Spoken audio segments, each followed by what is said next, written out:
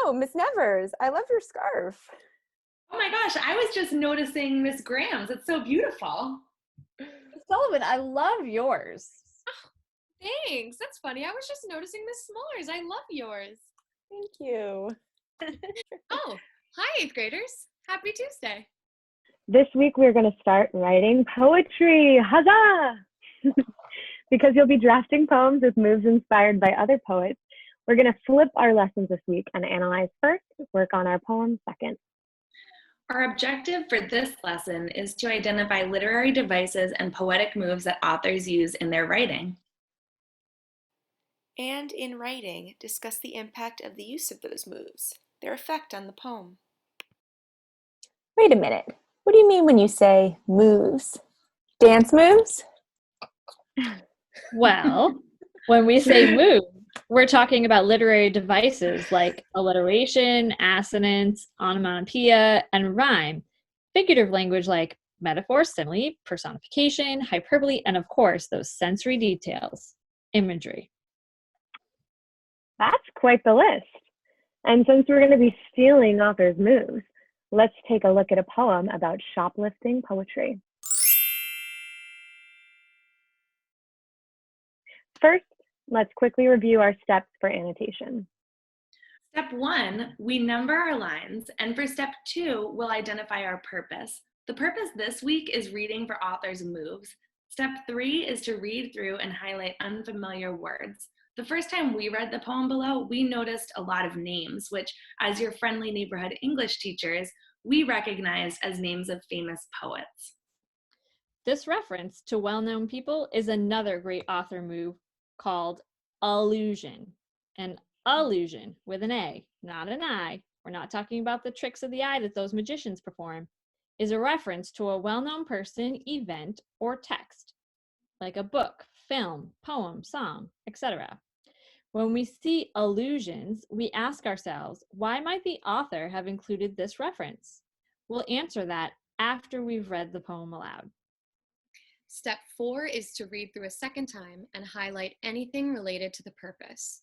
And don't forget step 5, which is to write notes or questions relating to the purpose in the margins. Today, most of our comments will be labeling the author's move and discussing their impact. Remember, you can highlight and comment online or print, highlight, and write in the margins. If you're using a Google Doc, highlight and then use the comment feature for your annotations. Okay, to the poem. Here we go with our second read. Shoplifting Poetry by Martin Steingesser. We're in the bookstore stealing poems, lifting the best lines. You cop one from Williams, I stick my hand into Pound. No one's looking. I throw you a line from the cantos. It disappears in your ear like spaghetti. We stuff ourselves with Crane, Cummings, Lowell, Vosnesensky, Neruda, Rilke, Yeats. The goods dissolve in our brain. Now we move from the shelves with caution. The cashier's watching. Can she tell? Fat! We've overeaten. You giggle. N-rhymes leak at your lips like bubbles. I clap a hand on your mouth. You are holding my ears as we fall out the door.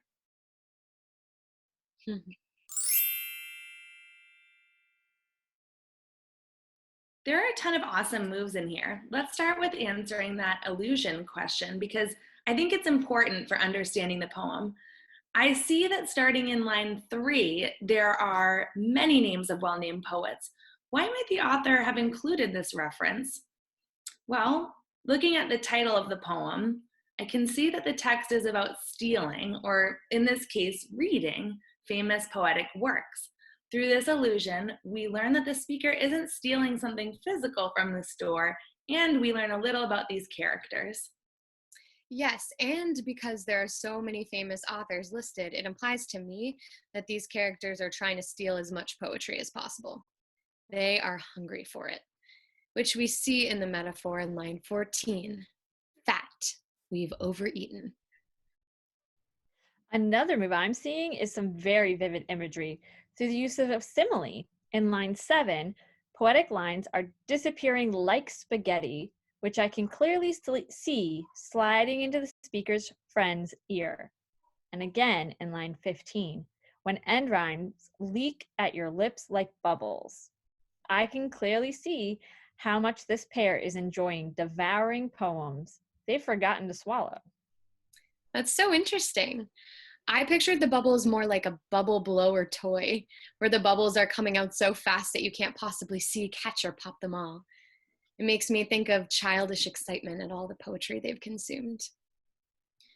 Hey, by the way, what does the speaker mean here when he's talking about those end rhymes leaking out? Well, end rhyme is when the last words in the lines of a poem have the same sounds. Such cool interpretations. We've noticed lots of author moves in this poem, and you can find our annotations on your Schoology page if you need more guidance. But now let's take a look at a poem with some other moves. Let's challenge ourselves to find different moves in this poem, if we can. Our second poem is written by Kwame Alexander. Some of you may be familiar with it if you read the book, The Crossover.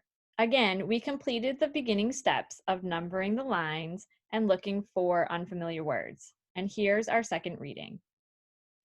Man to Man by Kwame Alexander. In the driveway, I'm shaking and baking. You don't want none of this, I say. I'm about to take it to the hole.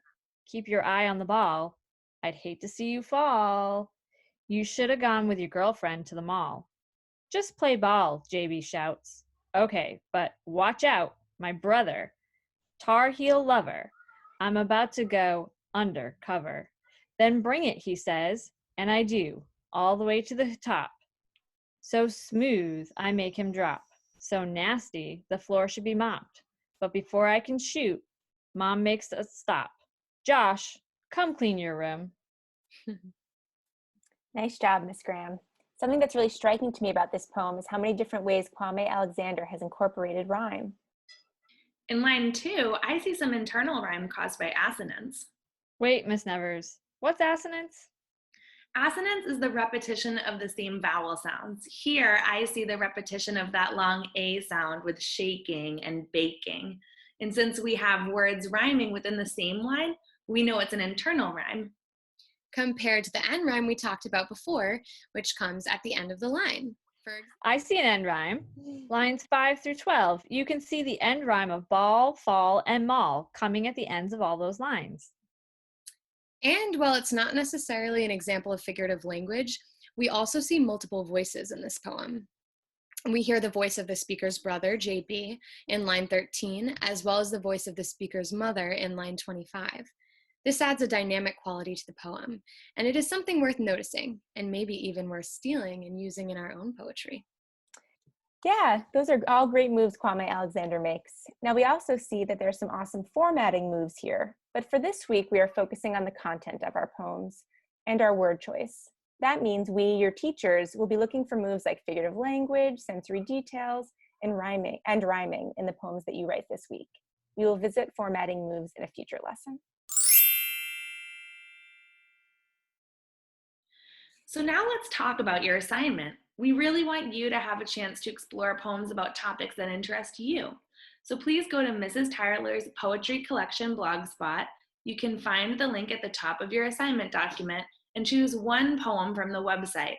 We recommend looking at the sections called Adolescence, Youth, Your Life, or Ideas and Things, because those seem most connected to items that might come up in our heart maps. Spend some time reading through the choices and pick one of them that you connect with the most. Copy and paste your selected poem into the analyzing document and annotate it by highlighting the poet's moves and explaining what the significance of the move is in relation to the poem. Then answer the analysis questions. If you're feeling really inspired, you could always choose to do more. The directions for this assignment are in the slideshow for Lesson 5. Please make sure you follow those directions. But if you're having trouble, please reach out to your ELA teacher. Good luck!